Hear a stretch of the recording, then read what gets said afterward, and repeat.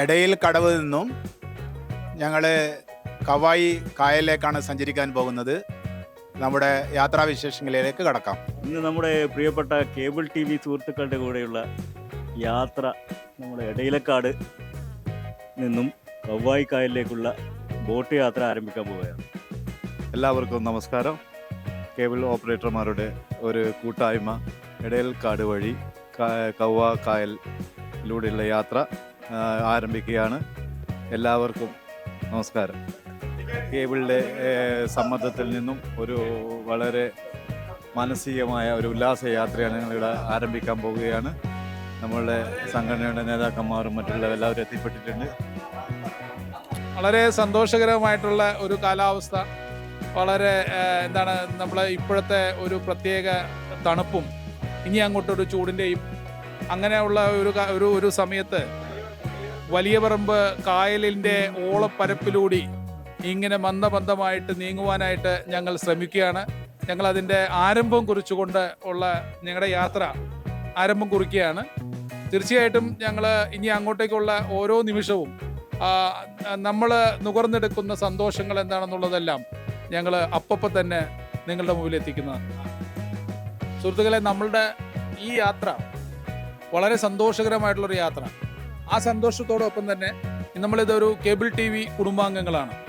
ഞങ്ങൾ 30-35 വർഷത്തോളമായിട്ടുള്ള ഒരു cable T V മേഖലയിലെ ആ ഒരു സ്വയം സംരംഭകരായിട്ട് വന്നിട്ടുള്ള കേബിൾ ടി വി ഓപ്പറേറ്റർമാർ, അവരെ സംബന്ധിച്ചിടത്തോളം ഇന്നലെകളിൽ നിന്ന് തുടങ്ങി ഇന്നിപ്പോൾ ഏറ്റവും അഡ്വാൻസ് ആയിട്ടുള്ള സാങ്കേതിക വിദ്യകൾ ഉപയോഗിച്ചിട്ടുള്ള ഒരു പ്രവർത്തനങ്ങളായിട്ട് മുന്നോട്ട് പോകുന്നു.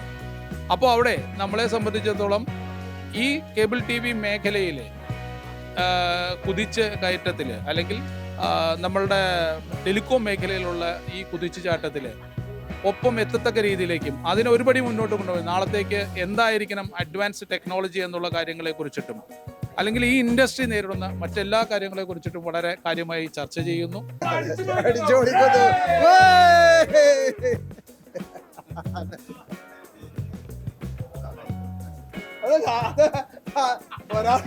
നമ്മളെ ടീം അംഗങ്ങളായിട്ട് ഞങ്ങളെ യാത്രയിൽ തന്നെ ഇവിടെയുള്ള ആൾക്കാരെ നമുക്കൊന്ന് പറഞ്ഞു.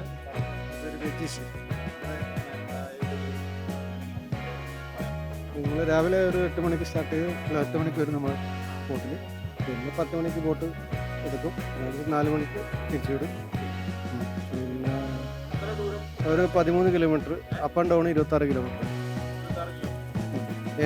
ഏഴുമല നേവൽ അക്കാഡമി ആ ബോർഡർ പോയിട്ട് തിരിച്ചു ആ പാക്കേജ് ആയിട്ടാണ്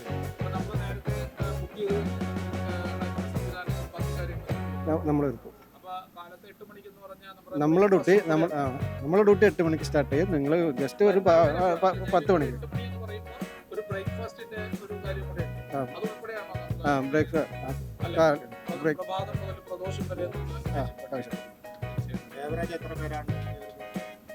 അത്രയും ഒരു 40 ആ രീതിയിൽ. അതെയാ, നിങ്ങളെ പേര് സാർ? ജയദേവൻ, എറണാകുളം. അപ്പോൾ നമ്മളെ സംബന്ധിച്ചിടത്തോളം ഇങ്ങനെ എറണാകുളം എന്ന് പറഞ്ഞാൽ ഈ പറഞ്ഞ ഒരു തിരക്കുള്ള സ്ഥലമാണ്. അപ്പോൾ ഇങ്ങനെയുള്ള സ്ഥലത്ത് വരുമ്പോൾ എനിക്ക് വളരെ സന്തോഷം തോന്നുന്നു. അപ്പോൾ ഇങ്ങനെയുള്ള പിന്നെ ഞങ്ങൾ ആലപ്പുഴ പോകുമ്പോൾ എന്താ ഒരു പ്രത്യേക ഒരു കുഴപ്പമെന്ന് വെച്ചിട്ടുണ്ടെങ്കിൽ ഈ ബോട്ടുകളുടെ ഒരു എന്താ ചാകര കിടക്കുന്ന ഒരു സ്ഥലം എല്ലായിടത്തും. അതൊരു പൂർണ്ണമായിട്ടും ഒരു കൊമേഴ്ഷ്യൽ പൂർണ്ണമായിട്ടും ഒരു ബിസിനസ് ഒരു ബിസിനസ് രീതി മാത്രമാണ്. ഇവിടെ വരുമ്പോൾ ഒരു വ്യത്യാസപ്പെട്ടിട്ട് അധികം ഇതില്ല. ഞാനത് എത്ര എണ്ണം ഉണ്ടെന്ന് ചോദിച്ചു. 5 എണ്ണം ഉള്ളൂ. 5 എണ്ണം വരുമ്പോഴത്തേക്കും 10-40 ഇത് 5 ഉള്ളൂ. നല്ല സ്ഥലം. ഈ പാർക്കൊക്കെ പണി നടക്കണം. അത് ഓപ്പൺ ആയിട്ടില്ല അല്ലേ? ഓപ്പൺ ആവുന്നുള്ളത് അത് ആരുടെയാണ്? അത് ഗവൺമെൻറ് പ്രൈവറ്റ് പാർട്ടിയുടെ തന്നെയാണ്.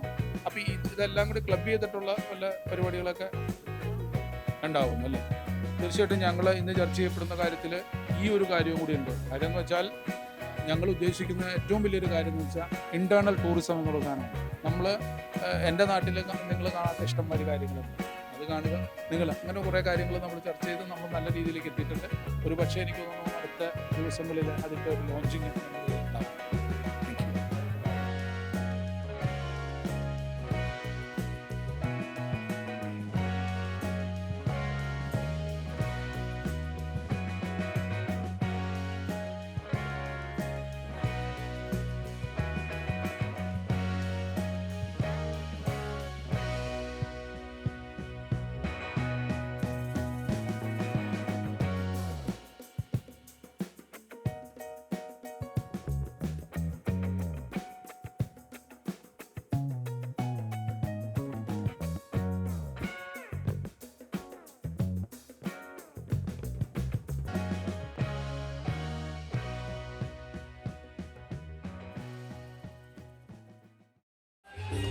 ഗണപതി ഭഗവാനേ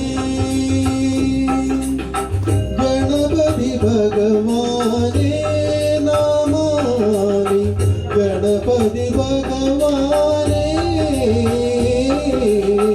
ഗണപതി ഭഗവാനേ ഉണരും പ്രഭാതത്തിൽ അവിസിൽ നിന്നുയർത്തും പഴവങ്ങാടിയുണ്ണി ഗണപതിയേ ഉണരും പ്രഭാതത്തിൽ അവിസിൽ നിന്നുയർത്തും പഴവങ്ങാടിയുണ്ണി ഗണപതിയേ ഗണപതി ഭഗവാനേ നമാമി ഗണപതി ഭഗവാൻ